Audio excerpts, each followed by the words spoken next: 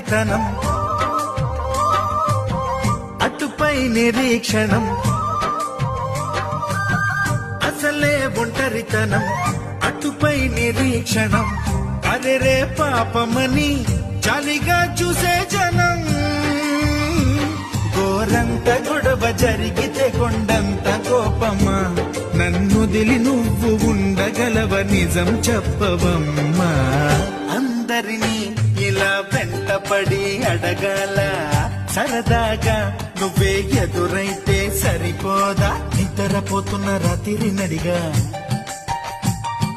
గుటికి చేరిన గువ్వల నడిగా